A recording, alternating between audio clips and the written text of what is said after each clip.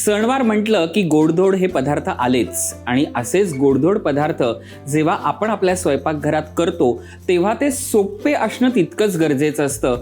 त्यामुळे अगदी सोपा पदार्थ आज मी तुम्हाला करून दाखवणार आहे, ज्याचं नाव आहे पुरणाचे शाही बॉल्स. पुरणाचे शाही बॉल्स करण्यासाठी मी इथे 5 ते 6 शिट्ट्या देऊन डाळ शिजवून घेतली आहे. थंड करून आपण इथे घेतलेली आहे. आता आपल्याला ती वाटून घ्यायची आहे. चण्याची डाळ आपण मिक्सरमधनं भरड करून घेतलेली आहे. सो आपण फक्त हाताने, हलक्या हाताने त्याला एकदा मोकळं करून घेऊया. आणि आता त्याच्यामध्ये आपण किसलेला मी इथे गूळ घेतलेला आहे आणि हे व्यवस्थित मिक्स करून घेऊया. पहिल्यांदा गूळ आणि चण्याची डाळ चांगली मिक्स झाली की मग आपल्याला ह्याच्यामध्ये सगळे ड्रायफ्रूट्स मिक्स करायचे आहेत. मी इथे घेतलेला आहे पिस्ता, जो किसून घेतलेला आहे तो आपण ह्याच्यामध्ये घालूया. मी इथे काजू घेतलेत, तेही त्याच्यामध्ये घालूया. बदाम घेतलेत, तेही त्याच्यामध्ये मिक्स होतील. सो मी इथे बेदाणे घेतलेत, तेही मी कापून घेतलेले आहेत, थोडे छोटे छोटे करून घेतलेले आहेत पीसेस. आणि मी इथे रोज पेटल्स घेतलेले आहेत, थोडेसे ठेवूया गार्निशिंगला. त्यात जाईल वेलची पूड, अगदी थोडंसं मीठ. आणि आता सगळं आपण छान पुन्हा एकदा मिक्स करून घेऊया. स्टफिंग तयार आहे.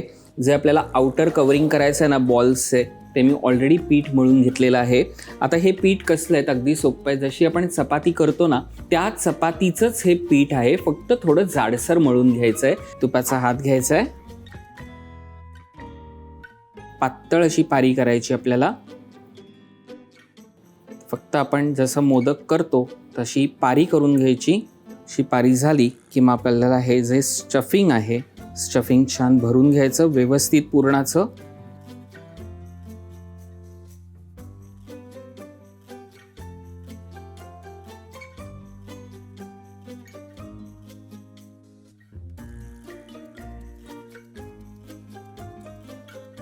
पुरणाचे शाही बॉल्स सगळे मी वळून घेतलेले आहेत. एका बाजूला साजूक तूप कढईमध्ये गरम करत ठेवलेलं आहे आणि इथे मी पॅन घेतलेला आहे.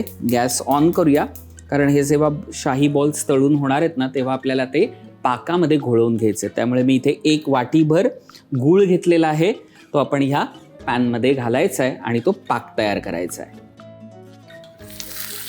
आपल्याला थोडंसं अगदी पाणी शिंपडायचं आहे याच्यावरती. चांगला गूळ वितळला की मग आपण त्याच्यामध्ये थोडंसं पाणी घालायचं आहे. आता त्याच्यामध्ये जाईल केशर. मी इथे केशराचे दाणे घेतलेले आहेत. त्यात जाईल वेलची पूड आणि एक अगदी चिमूटभर मीठ. कोणताही गोडाचा पदार्थ करताना आपण चिमूटभर मीठ घालणं अत्यंत आवश्यक आहे. तूपही छान तापलेलं आहे. आता मंद आचेवरती आपल्याला हे सगळे शाही बॉल्स व्यवस्थित तळून घ्यायचे.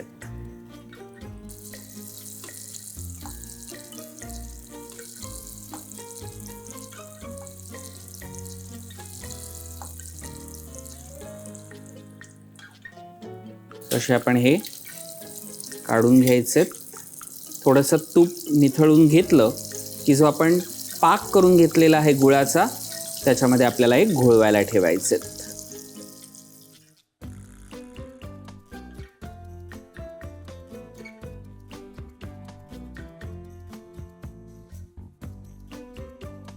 सणासाठी जर असा शाही पदार्थ आपण आपल्या पाहुण्यांना किंवा आपल्या प्रत्येकाच्या घरातल्या व्यक्तींसाठी बनवला ना तर तो सण खूप स्पेशल होईल. त्यामुळे मंडळी, हा पदार्थ जरूर बनवा आणि आम्हाला कळवायला मात्र विसरू नका.